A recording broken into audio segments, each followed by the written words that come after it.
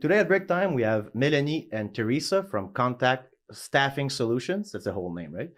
But mostly known as CONTAK, right, in the area. Yeah. Mel, I'll start with you because you are the director there. Can you start explaining what is CONTAK? What's the mission of CONTAK Staffing Solutions here in Hawkesbury? Well, basically, CONTAK Staffing is a staffing agency. So we provide services to employers that are looking to hire people. So whether it's nationally, so we do recruit across Canada, and we do also international recruitment. Right. And that's why Teresa is here today, because you're the expert in international recruiting at CONTAK. Yeah. Well, almost 1 year now, since last year, July. I am the immigration consultant, the in-house immigration consultant. So my job is focused on representing the legalities, the legal process that an employer and an internationally hired employee must go through to get them here to start working. So you're more of like a facilitator in the sense of like all the huddles you can find between hiring someone internationally. You guys help out with all the paperwork and all the processes, I guess, right? Yeah. Yes. It all starts out as, we meet with the client to do a needs analysis. And then we do have a recruiting team also. So the girls, the recruiters, they recruit international candidates depending on the needs of the employer.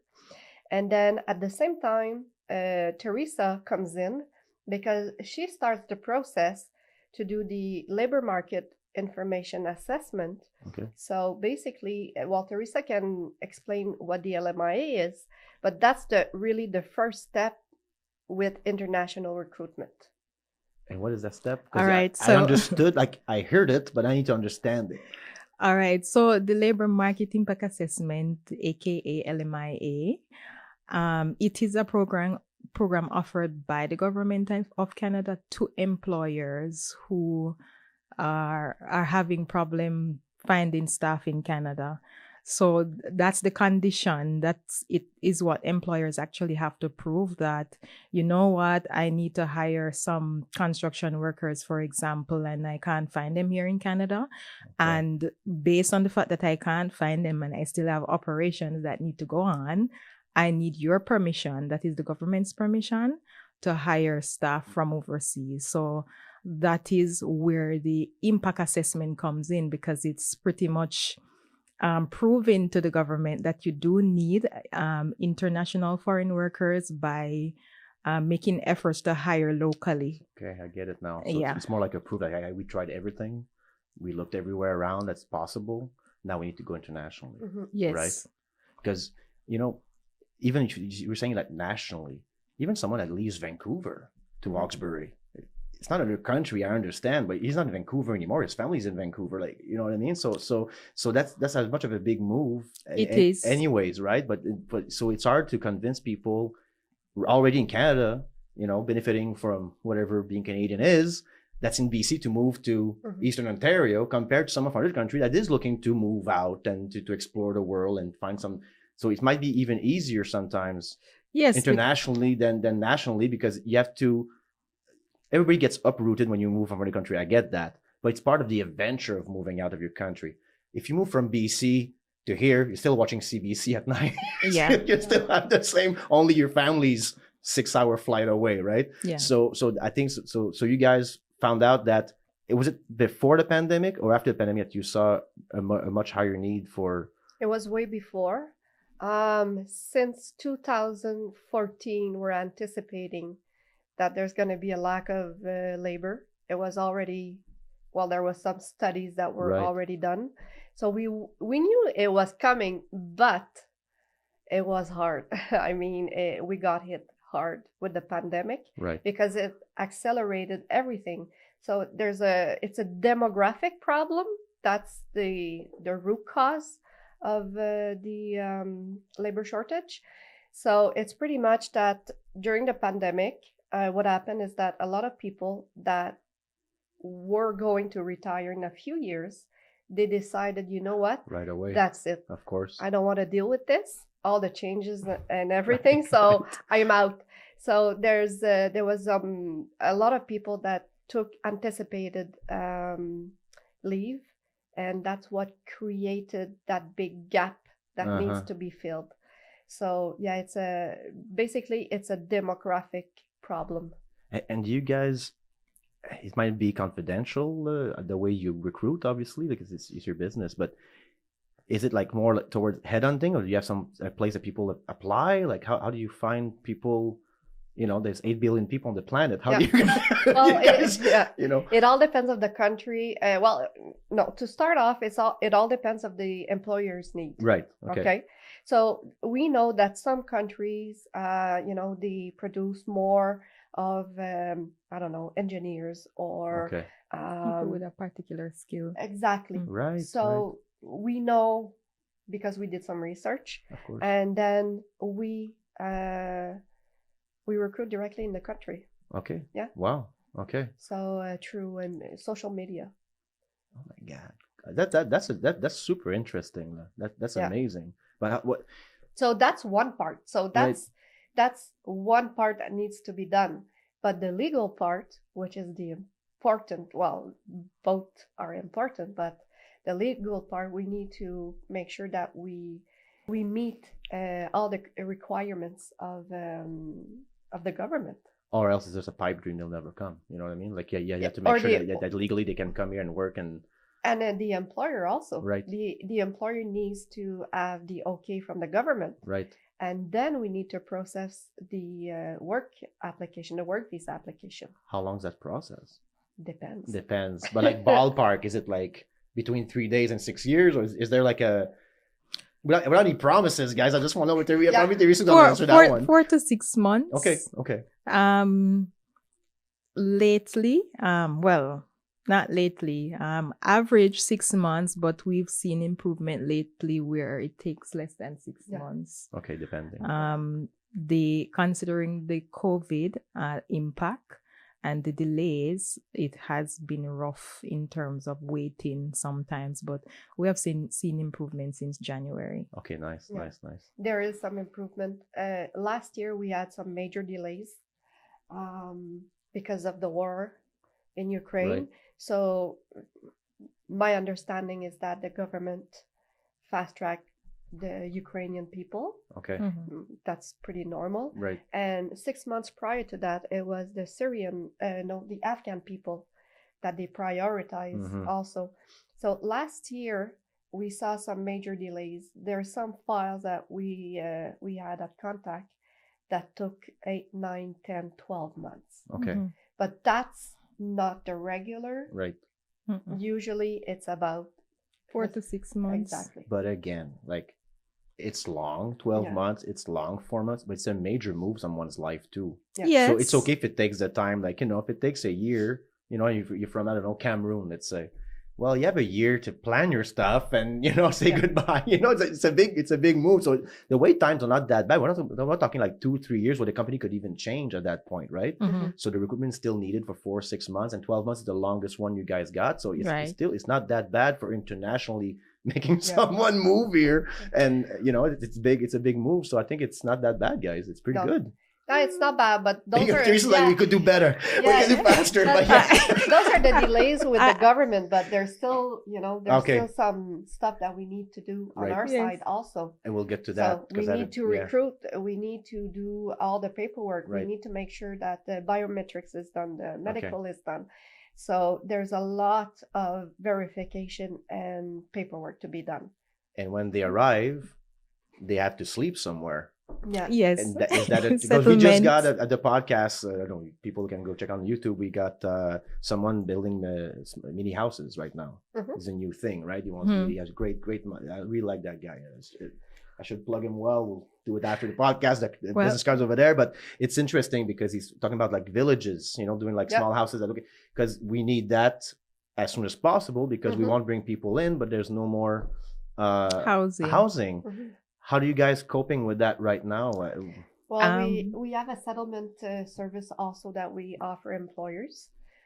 So basically, we have someone at CONTAK looking for apartments all Right. the time, because in the last, I'd say, year and a half, we probably resettled overseas people, maybe I'd say about 90 people. Okay. Yeah. And so far so good, Right. touch wood. Right. We find that what works best is whenever we have a group of people to rent a house. Of course. Yeah. Yeah. Yeah. Because if we would put them individually in different apartments, well, the numbers are not there. Right. Right. There's not enough units. Mm-hmm. Right now, do you feel like companies are needing to be educated about international recruitment, or are they Certainly. calling up every day to be like, I know it exists and we need it now? Like, what's your feeling right now? Like, are the calls coming in, or you're like, no, we need to talk to them saying it's an option? Because not every entrepreneur will think that my little business. People think they say little business. It brings in $1 million a year. He has 17 employees, but for him, or her, it's a small business. You wouldn't think about internationally hiring. Is the need right now for CONTAK to educate business owners, or is the phone ringing from business going like, we're in trouble, we need help? We have both. We have both. Yeah. Okay, that's right. We have both. Okay. We have both. I've seen a shift in the last, because we've been doing that portion. It's been 2 years, 2.5 years, almost 3 years. So at first, a lot of education, just Right. pretty much just education. Now there's an understanding because it's everywhere on the news. So there's education that's done also through media, and whenever business people speaks with other business people, they see that it's pretty much the same everywhere. Okay. So I think that the employers now, they understand that there's a lack of labor and it's not going away. Mm-hmm. No. So because a few years back, we were still in the pandemic. So people thought that, well, when the government is going to stop paying the people that are out of work, we're going to have more people. But it didn't pan out like that. And the reason for that, and it's my personal belief, that it's not because you had 2 years to reinvent yourself. You had 2 years to create your own business. You're at home, right? You're not working. People started their own little small businesses. They can make money offline. They can sell a few things, can sell their services directly. People that lost their job at an agency, a design agency, became a at-home designer. Mm-hmm. So these people kind of create their own jobs. So the whole speech about saying people are lazy and don't want to go back to work, they were never there to begin with, because it was since 2014 we were looking for people. Mm-hmm. Pandemic just made people retire faster or reinvent themselves. And now there's a big hole in companies that grew. I grew during Hawkmire grew during the pandemic. We were web people, but some of the companies reinvented themselves, making plastic things or masks or whatever. Mm-hmm. They grew as well, but then there's nobody coming in to work, and that's our issue right now. Plus the housing, it's not easy right now. The situation we're in. When a business owner calls you up and says, "I need CONTAK's help," and you tell that this entrepreneur, well, what about international recruitment? What's the reaction you get from entrepreneurs? Are they like, too much trouble, or are they scared? Because the process, to be honest, like if I'd be a business owner and you would tell me I need to hire internationally without a Teresa in my life, I'd be like, I'm not doing it. Yeah. Because it's kind of a pipe dream, right? Making someone come from India, from anywhere from the world to come work in my business. Like, it's never going to work. But you guys say, no, there's a process. We can help you, whatever. What's the reaction of the business people? How much time is it going to take? When will he start working? Okay, there you go. Okay, positive. Yeah. Can you be there tomorrow? Yeah, okay. But international is a serious process. Right. Mm-hmm. And even if the candidates needs to prepare to come to Canada, but employers need to prepare also. To receive Absolutely. the candidate. Okay, right. Because that person usually will require a little bit more help if he's alone, if he's coming alone. Some companies, they hire like a bunch of people, right? So then they help each other out. But whenever there's like 1 or 2 people, they need support a little bit more to start off, because for them just to go to the groceries and the way we speak and So it's a lot for them to learn. So they need a little guidance at first. And is there an organization that takes care of that as well? Like in the area that, you know, like that helps them more get involved in the community? Yeah. There's le CESOC. Okay. And le RISFO.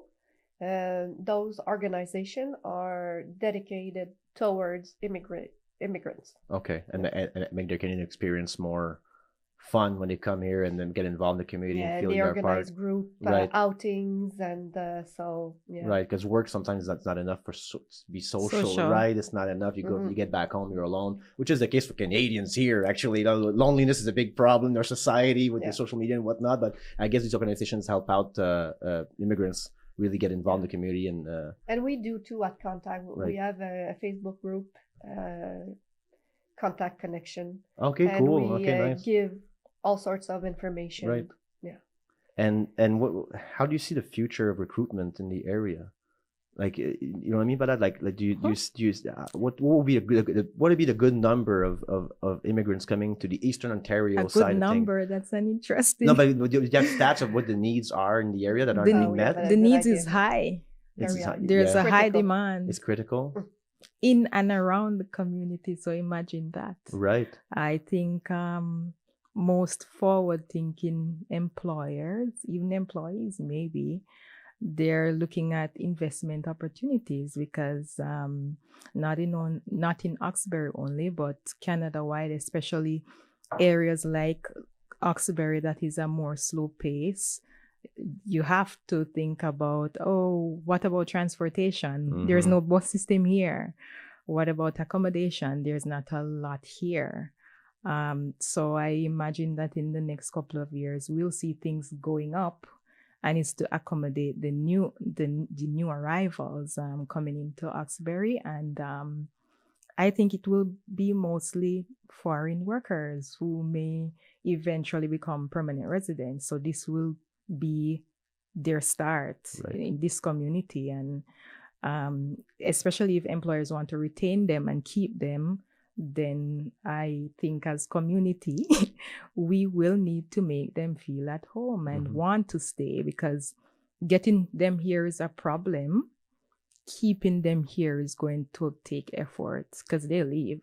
Well, here's the issue I was gonna raise here for Hawkesbury. We're talking about Hawkesbury here, or Hawkesbury and area, obviously. We have two major centers, Ottawa and Montreal, which are magnets for people, right? Everybody knows about Montreal, and if you read a little bit, you'll know about Ottawa. Some people else, if you talk about Montreal, and I travel a little bit, and we talk about Montreal, a lot of people know about Montreal, the French town, Canada. Ottawa, not everybody knows. It's the capital, but nobody knows about Ottawa. But when you come here, you realize that an hour away. You know, if I come here and I'm from 80, you know, I come here, but there's a big Asian community in Montreal. Now I got a job in Hawkesbury. Right. So the challenge is going to be to retain. Mais la différence, je trouve, entre les grands centres puis notre coin, c'est que du moment où que la personne arrive de son pays, vient s'établir, elle est bien entourée. Là. Parce qu'il y a nous autres, il y a le centre, il y a le RISFO, il y a le CESOC, il y a plein d'organisations. On est la ville francophone accueillante aussi. Donc, il y a beaucoup de choses là, qui se passent. Puis je pense que c'est plus facile d'intégrer une communauté quand c'est plus petit que quand tu arrives dans une grande ville, puis où est-ce que tu vas retrouver, oui, c'est vrai, du pareil comme, tu sais, de ton pays, des communautés qui proviennent de ton pays, mais il y en a plusieurs aussi qui veulent venir au Canada parce qu'ils veulent s'imprégner de la culture canadienne. Donc, si tu t'en vas, exemple Montréal, tu t'en vas vers une communauté haïtienne parce que tu viens d'Haïti, mais là, tu vas peut-être manquer d'autres choses aussi. Tandis que quand tu arrives dans une communauté comme la nôtre, puis il y en a beaucoup qui veulent s'installer ici parce que c'est bilingue, ben c'est à ce moment-là où ils peuvent vraiment tisser des liens plus près avec la communauté que s'ils seraient dans une grande ville. Right. Et tu sais, il y a des bons puis il y a des moins bonnes choses de part et d'autre, tu sais, que ce soit n'importe où ou n'importe quelle destination, mais ça reste pas moins que à date, on a eu vraiment un bon succès là. To retain people, right? Yeah. But it goes back to what Teresa was saying, you know, if that immigrant population coming in here, foreign workers, makes us wake up about public transportation. that I would benefit from. You know what I mean? My son will benefit from it. People that live here for the past 50 years will benefit from it. Kind of, we don't never needed it. We don't need it. We don't. You know what I mean? But if there's a foreign, if there are immigrants coming here and growing, and now we need that, everybody's going to benefit from that transportation. And I think that our area, and you're right. It will depend on what what the immigrant wants. Does he want to go back to a, you know, oh, there's more people there. My aunt lives in Montreal. I mean, that could happen also, right? But if we had transportation from Montreal to Ottawa going through our area, people would more stay here because it's fun to live here because you're 1 hour away from Montreal and you can come back in the same day. So you can go there, accessibility, shop, you know, go to a restaurant, do your thing. I think that if we had transportation, because I like what you said about transportation, I think it's super important.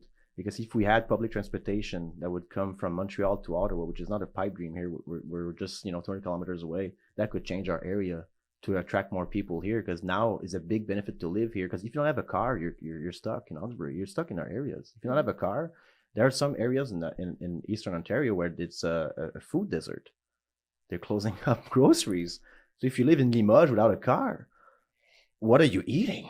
So that affects also where we can house immigrants, because they need to be close to food if you don't have a car and they don't have a license. And that would put the lack of it will put more pressure on employers, because employers, being that they're employers and they're busy doing other things, they want to rest assured that even the work that we do, we have everything under control. So it lessens the pressure and the responsibility on them. So imagine they having to take care of housing, take care of how the workers will get to work. They want the workers to have that flexibility, so it take that pressure off of them. So the more people coming in, this will compel everyone to play a part. Exactly. Because it's important to see immigration as a positive thing. There's an old mentality, but there's old mentalities, you know, that are like, you know, they come to steal our jobs. I'm like, what? Who? Who? There's nobody, you know what I mean? Like, and we, you know, that there's old mentalities that are still around, you know, like about that, which I hope will change, because I mean, we can't grow our businesses. There's nobody. Moi, là, juste te donner un exemple pour rebondir sur ce que tu viens de dire. Chez CONTAK, on est 7 employés, m'incluant. Il y a moi et une autre personne qui sommes canadiennes. Les 5 autres, ils viennent toutes d'ailleurs. Yeah. Teresa vient de la Jamaïque, j'en ai une de la France, j'en ai un du Maroc, j'en ai une de la Roumanie, puis une autre du Bénin. Puis si j'avais pas cette main-d'œuvre-là, you'd be in a burnout. Ouais. Ben, ça serait pas possible. No, yeah. Of course. No, that is really the future, and I think people need to stop seeing that as they're stealing jobs. I think like there's place. The issue is housing. The issue is the housing. Maybe not for you guys, because you guys work well and you figured out the housing for your program. But in general, it's just the housing issue, which is everywhere. Housing still. and transportation. And transportation, of course, because... Présentement, je pense que tous les élus de notre région de Prescott-Russell devraient vraiment penser à tout ce qui est la planification au niveau du logement et aussi du transport. Là, c'est 2 enjeux majeurs qu'il faut s'attarder aujourd'hui pour avoir des résultats le plus rapidement possible. Absolutely, because, you know, I used to live in Brassard in another life, and I worked on the island of Montreal. It took me an hour and a half to get there, which is a 15-minute drive usually. So it's normal for people to do commutes for over an hour. Here, if you live in Hawkesbury, you have to work in Rockland. It could be a 45-minute commute with the bus. You know what I mean? Or whatever transportation we can find. So then it opens up all kinds of different housings for different people, different area, and we can work in different communities. But right now, to go to Rockland, you need a car. Yeah. You know, so it kind of restricts for you guys, actually, you know, the recruitment side, because you guys are all Prescott-Russell, right? Well, we're across Canada. Actually. No, but I mean for your employers. Exactly. You're across Canada. Yeah. Okay, but we'll talk about our area because break time is in Prescott-Russell. But okay, we'll start. No, but our main base is here. But for challenges for like communities like ours, when there's no transportation, is that Rockland would benefit from Hawkesbury, Vankleek-Hill, Saint-Isidore, Castleman. We all benefit if we could just commute to each other's places. For sure. Because let's say it's super simple. I got a good job in Castleman, but my mom lives in Hawkesbury. And I have a kid, and she takes care of the kid after school. Right. So I need to go to Castleman, but you know what I mean? So it's not for everybody. Yeah. So that's if you want to develop this area. Plus, now it's a pipe dream, but I would love to have a train that goes through here from Montreal to Ottawa. That would change everything for us, because then we recruit internationally, and in an hour, or even less than that, because now you're in a train, you could be in Ottawa going to see a show and come back at night. And like, I think this has to be done quite, we should be on that right now, because it's fun. It's important that we recruit internationally, but they cannot be stuck, with no car and nowhere to. So that's and our urban centers in Prescott-Russell are very small. You know what I mean? But like, there's a lot of space between our between our towns, right? Between here and Alfred, between Alfred and Rockland, there's a lot of empty space there. Yeah. C'est ça aussi, je pense, qui cause des soucis au niveau du transport en commun. C'est ça, je pense, le défi ou la difficulté. Right. Mais en même temps, tu sais, un transport en commun, je pense que c'est un service à la population. C'est pas là pour faire de l'argent. C'est pas là pour... c'est vraiment pour aider ta communauté d'abord, puis aussi la faire grandir. Parce que sans le transport, ça enlève beaucoup, beaucoup de possibilités. Tu sais, que ça soit, comme tu disais, interrégional, que ça soit Rockland, Hawkesbury, Castleman, Embrun. Donc, c'est vraiment au niveau développement économique. Je pense que c'est comme ça qu'il faut le voir, puis c'est comme ça qu'il faut l'approcher aussi. It's like, it's all the easiest. I studied political science, and there was a teacher that was very clear on that. It's like, you don't make money with a park. You don't make money with a park. So politicians need to stop thinking about making things need to make money all the time, because you're right. Maybe we'll lose money having 20 buses walking and driving around and dropping people off, but you will see the impact of it in 5-10 years from now, that by having that service, and even there's a social aspect of it, Yeah. But at the end of the day, you don't see the in and out of money, so you're like, it doesn't work. Ben, But we should invest in that. Ben, par exemple, si tu as un transport en commun, tu peux attirer une main-d'œuvre qu'autrement tu n'attirerais pas. Tu vas retenir peut-être une main-d'œuvre que tu ne retenais pas en temps normal. Tu vas aussi pouvoir peut-être vendre plus de marchandises. Je sais pas, au niveau économique, là, où ce que les entreprises, ben, peut-être qu'ils vont avoir une affluence de personnes qui viennent d'Alfred, puis ils vont venir à Hawkesbury, puis ils vont venir dépenser de l'argent. Donc, c'est vraiment le voir dans cet aspect-là. Je pense que les élus ou les politiciens doivent se pencher. Yeah, and not see it as a business. Because I think it's not. It's not. It shouldn't be, exactly. Right. How many tickets you sell for the bus, and I mean, like, it doesn't matter at this point. Like, it should be an expense for us, because we have territory, and that's a big problem.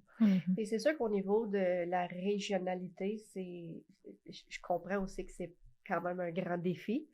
Tu sais, peut-être se poser d'autres questions. Est-ce qu'il y a d'autres types de transports qu'on peut mettre sur pied présentement, que ça soit comme un type de Uber ou, tu sais, régional avec une plateforme en ligne? Je sais pas, tu sais, mais avec la technologie aujourd'hui, il y a sûrement quelque chose à faire.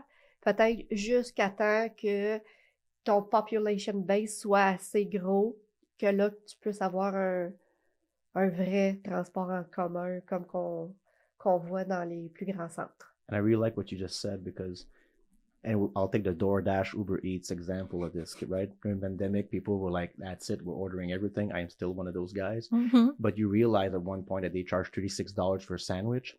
And you realize that now their little restaurant, the next door restaurant now has its own app. Yes.